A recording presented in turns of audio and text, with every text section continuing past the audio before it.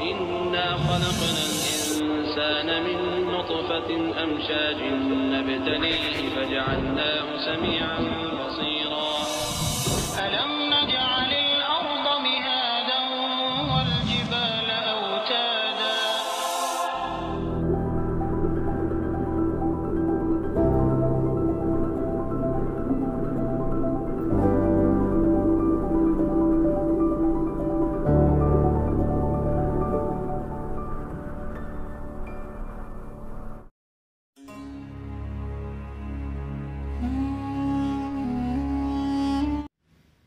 In the field of embryology, there were a group of students. موان قم مجرى يوخين إمبريولوجي تنجرولال براتوني مراسني قرآنا في حديث خيسا وانتوتا متدري إمبريولوجي رتت إيافة ولدتك أباتورا سنبود آية قرآنا خان سورة نحل سورة كل جهفا آية فرتمي سدرت أكسما سورة أنبياء سورة دمي توقفا آية فرتمي تربرة تركم فانا لهان سنس فاسألوا أهل الذكر إن كنتم لا تعلمون يو إفي خنبين تاتا والربيخ قافت راجع براتوني خنين قرآن خيسا دم مجرى يوخين إمبريولوجي را آيان هاسو قلو في ديدي خنافو براتوني عربا خنين آيا قرآن دم إمبريولوجي را دبت ولتي إيغا قورانين بود غرا أفان إنجليفاته خنين نما بروفيسور كيت مورج أمو برغيسان خنبركم تكو في ربس غلي في تربات موتا خيسا وامودت يرو سنتي بروفيسور كيت مور دم إمبريولوجي رتي نما بيكم سجبا قبو يونيفرسيتي تورونتو خان كندا تي أركموتي هوغانا ديبارتمنتي أناتوميتي namni kun hiikaawwan aayatoota qur'aanaa hunda eega gad fageenyaan laalen booda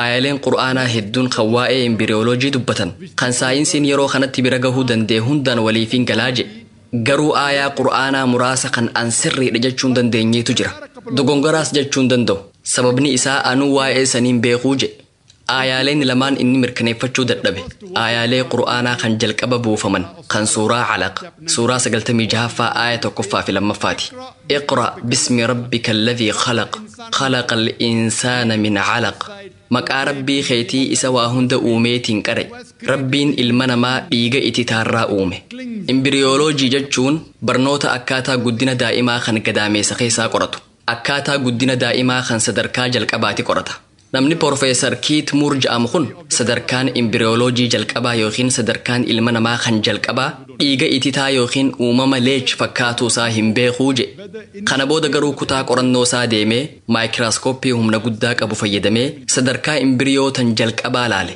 sadarkaa imbriyootanaas uumama leech yookiin ulaan ula jedhamuun wal bira qabee laale wal fakkeenya jara lamaanii agarraan haalaan ajaa'ibatti ta'e بودرت إما إمبريولوجي تين والقبتة غافيلة قرآن في حديث قيسا ببهن سديت تمتهن غافتمي غافيلة خنين وقاس الدمدر أصونا غافتني خنجتشون أمر رابني وقا جهة مدر جتشون غافيلة خنين قيسا ولكا ديبسون دندو سببني إسا ساينسين واي إمبريو قرطوان دهن خنبيك كميجي namni kun odeeffannoo haarii harkatu hunda kitaaba isaa kan The Developing Human jedhu keessatti galmeessaa ture.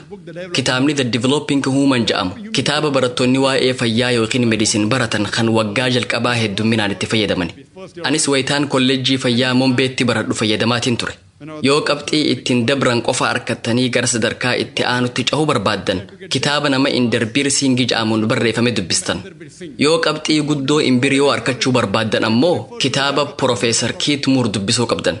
Profeesar Kiit Muur odeeffannoo haaraa qur'aanaa fi hadiisa keessaa harkate kitaaba isaa kan maxxansa sadaffaa keessatti barreessee ture. Kitaabni kun kitaaba dhimma fayyaatiin wal qabatee nama dhuunfaa tokkoon barreeffame jedhamee badhaasa harkatee jira. Booda kitaabni kun afaanota addunyaa hedduutti hiikame. Profeesar Kiit Muur odeeffannoon an qur'aana keessaa harkadhetuun waan nama dhuunfaarraa argamuu miti. Kan qur'aana kana barreesse rabbii ol aanaa ta'uu qaba. Nabi Muhammad sallallahu alaihi wasallam ergamaa rabbii sanii ta'uusaa waliifin galaaje. Yaada Profeesar Kiit Muur nama kiristaanaa tokkana je. Quran says in Surah Tariq. Qur'aanni suuratu Taariq suuraa 86 aayaa 5 hanga 7 irratti ilmi namaa waan irraa uumame qalbiin haalaalu namni bishaan hoggaa bahu utaalurraa uumame bishaan lafee duwidaa fi laphee jidduu bahurraa uumamee ja'a qur'aanni ilmi namaa bishaan lafee duwidaa fi laphee jidduu bahurraa uumame hoggaa jedhu maal jechuusaati arra eega saayinsiin guddateen booda akka beekuu dandeenyetti qaamni saalaa ilma namaa keessa jiran cidhaanii fi oovaariin wayita daa'imni sadarkaa imbiriyoora jiru wayita daa'imni gadaameessa haadhaa keessa jiru qaamni saalaa kunniin bakka kaletti dhihaaturraa meeruu jalqaban qaamni saalaa kunniin wayita daa'imni sadarkaa imbiriyoora jirutti lafee duwidaa fi lafee cinaachaa 11ffaa fi 12ffaa jidduutti argamurraa uumamuu jalqaban. Dhiira irratti qaamni saalaa cidhaan hoggaa ta'u shamarran irratti ammoo qaamni saalaa oovaariidha. Qaamni saalaa kunniin sadarkaa imbiriyoo irratti kan shamarranii hanga lafee miilaa bira gahutti gadheerata. Kan dhiiraa ammoo karaa qaama ingunaal kanaal ja'amuun hanga cidhaan bira gahutti gadheerata. Eega ijoolleen dhalatanii guddataniin boodaas narviiwwan qaama saalaa kanniin lafee duwidaa fi lafee cinaachaa 11ffaa fi 12ffaa jidduutti argama. Dhangala'aa fi wantoonni garaagaraatis jidduma lafee duwidaa fi lafee cinaachaa 11ffaa fi 12ffaa irraa burqa. And the venous return and the lymphatic drainage goes to the same space, the space between the backbone and the 11th and 12th rib. The Quran mentions in no less than 11 different places. Qur'aanni bakka garagaraa 11tti ilmi namaa nutfaarraa uumamee jedhee nuuf hima.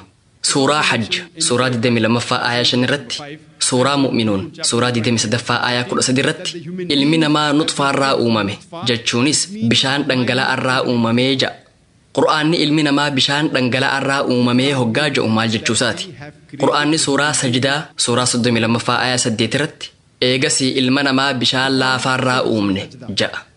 Ilma namaa sulaalaarraa uumnee ja'a. Jechi afaan Arabaa sulaalaa jedhu bishaan laafaa ta'uun cinatti hiika biraa kan qaawa haalaan gaarii jedhu qaba. Kanaafuu Qur'aanni ilma namaa bishaan laafaarraa uumne jechuudhaan cinatti qaawa irra filatamaarraahis uumni jedheen nuuf hime. Arraan tana saayinsiin akka nuuf himutti dhangala'aa dhiiraa miliyeenaan lakkaa'amu kan qaama dhiiraa keessaa bahu keessaa tokko qofaatu qaawa takkaan killitti makama. Miliyeena hedduu keessaa tokko qofa jechuudha. Qur'aanni isa kana sulaalaa jedhee ibsa. Qur'aanni suuraa insaan suuraa 76ffaa aayaa 2ffaa irratti ilma namaa bishaan dhiiraa dhalaa walitti makamurraa uumnee ja'a. Arra akka saayinsiin nutti himutti uumamuu ilma namaatiif bishaan dhiiraa fi dhalaatis ni barbaachisa. Bishaan dhiiraa fi dhalaa kanaan cinatti dhangala'oon biroo kan naannawa qaama saalaa biratti argamanis gahee mataa isaanii qaban. Besides the male and the female fluids, even the surrounding fluids take part. Prostatic fluids, etc. In the field of genetics, gama jeenetiksiitiin saala ilmoo garaa keessaa kan murteessu dhangala'aa qaama dhiiraatii bahu. Qindiiwwan koroomozoomii jiran keessaa isa 23ffaarra jiruutu saala daa'imaa murteessa. Yoo XX ta'e dhalaa taati, yoo XY ta'e ammoo dhiira ta'a. Kanaafuu dhangala'aa dhiiraatu saala daa'imaa murteessa. Dhangala'aa dhiiraa keessaa inni X jedhamu yoo qaama dhalaatti makame dhalaatu dhalata. Yoo Y ta'e ammoo dhiiraatu dhalata. Kun ammoo qajeelatti waan Qur'aana keessatti suuraa Najm, suuraa 53ffaa aayaa 45 hanga 46tti ibsame.